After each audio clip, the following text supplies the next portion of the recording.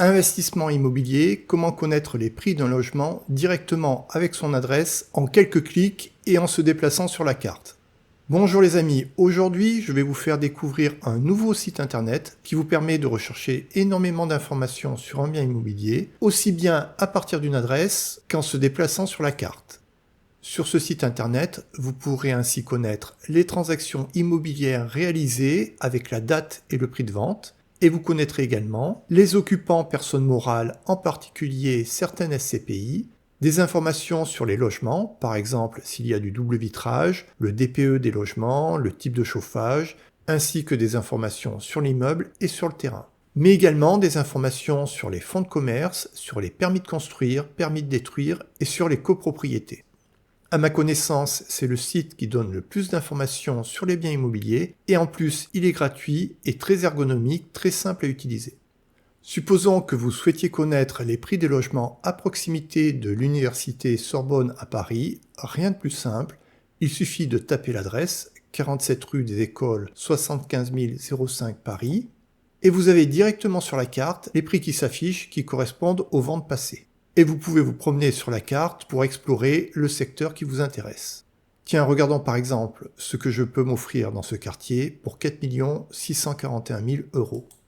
Et comme j'ai cliqué sur une adresse, j'ai la liste de toutes les ventes sur cette adresse, avec également le numéro de parcelle lié à cette adresse, et également la superficie de la parcelle.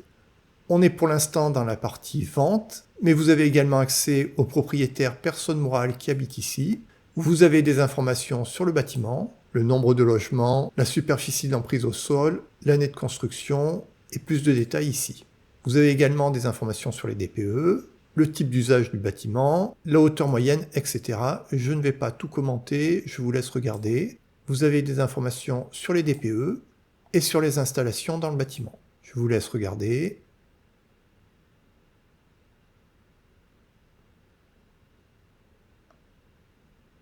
Et en plus, vous pouvez exporter ces informations avec un fichier à des IP. Il suffit de cliquer ici. Et comme vous pouvez le voir, vous avez énormément de fichiers, aussi bien sur bâtiment, copropriété, DPE, etc.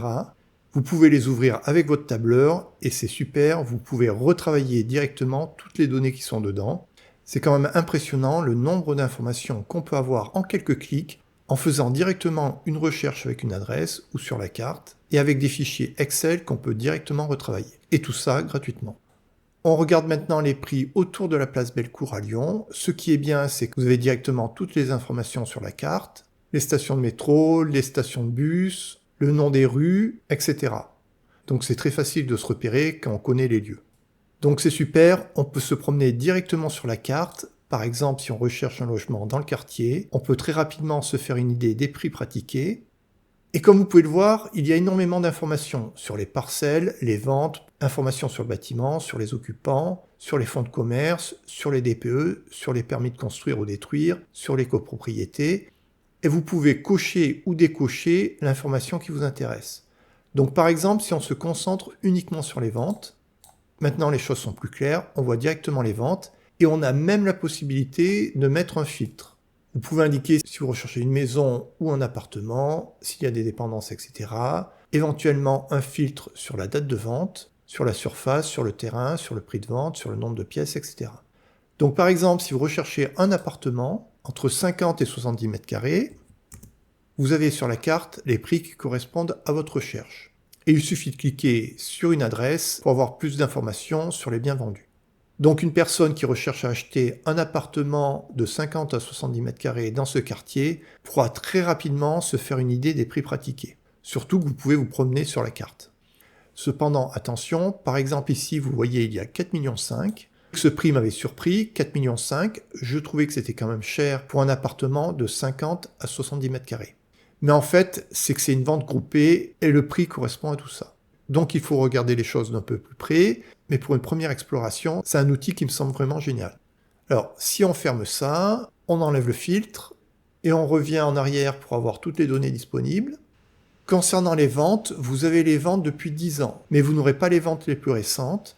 Il y a toujours un temps de latence, le temps que les notaires fassent remonter les informations. J'ai vu qu'il y avait peu de ventes de moins d'1 an qui apparaissaient dans la liste des ventes.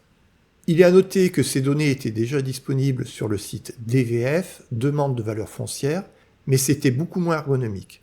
Ce site offre énormément de possibilités, c'est assez amusant d'aller explorer le quartier que l'on habite.